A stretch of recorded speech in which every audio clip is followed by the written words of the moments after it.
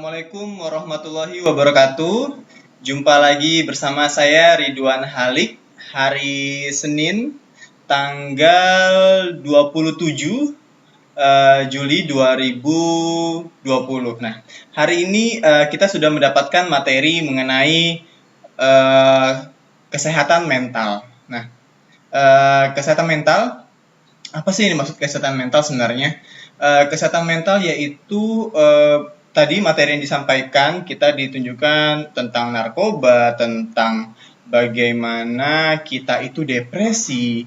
Jadi pemateri tadi menyampaikan dan memberi penyampaikan pemaparan mengenai bahayanya depresi dan dibuat bentuk dalam bentuk kuesioner. Nah, hari ini kita kedatangan tamu nih, namanya Rafasya. Nah,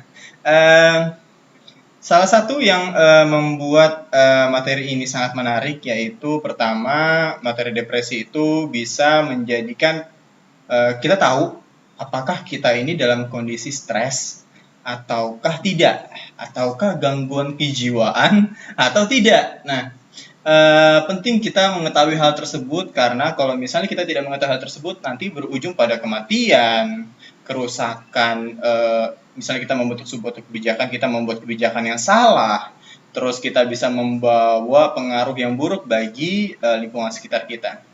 Nah, untuk itu di sini pemaparannya sedikit saja yang saya sampaikan, tidak banyak. Yang saya tangkap dari materi tadi adalah bagaimana sih kita menanggulangi depresi yang kita miliki. Nah, seperti yang di samping, depresi itu stres sebenarnya, stres yang dimiliki semua orang, pasti itu dimiliki semua orang, mulai dari kepalanya sering pusing, terus memiliki kegelisahan, susah tidur, itu adalah tanda-tanda Anda memiliki depresi yang besar atau tinggi. Terus kemudian, gimana caranya menanggulanginya? Pertama, kalau solusi dari saya, milikilah keluarga ataupun simpelnya sih menikah. Dengan menikah kamu bisa mengurangi depresimu dan juga kalau misalnya sudah punya anak, nggak mungkin depresi, nggak mungkin stres ya, nggak mungkin stres. Jadi itu menambah semangat kita untuk bekerja seperti itu. Dan depresi atau gangguan kejiwaan juga bisa dikonsultasikan kepada ahli kejiwaan atau dokter psikiater yang bisa kamu datangi di rumah sakit ataupun klinik-klinik yang disediakan di kotamu.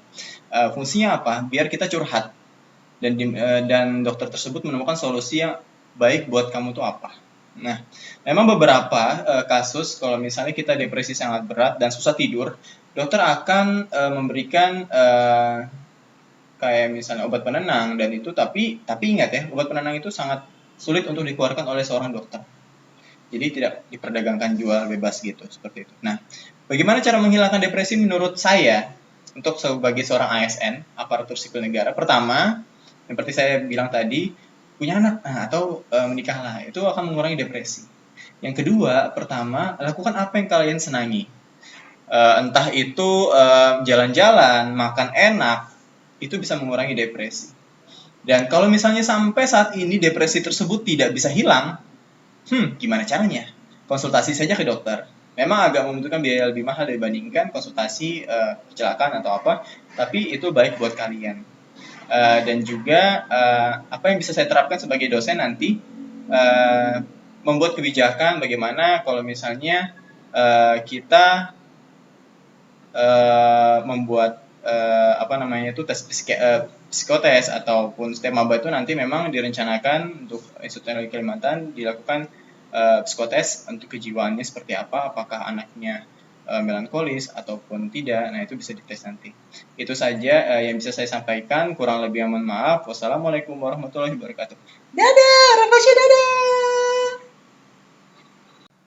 Jangan lupa like dan subscribe ya guys. Ditunggu. Hoho.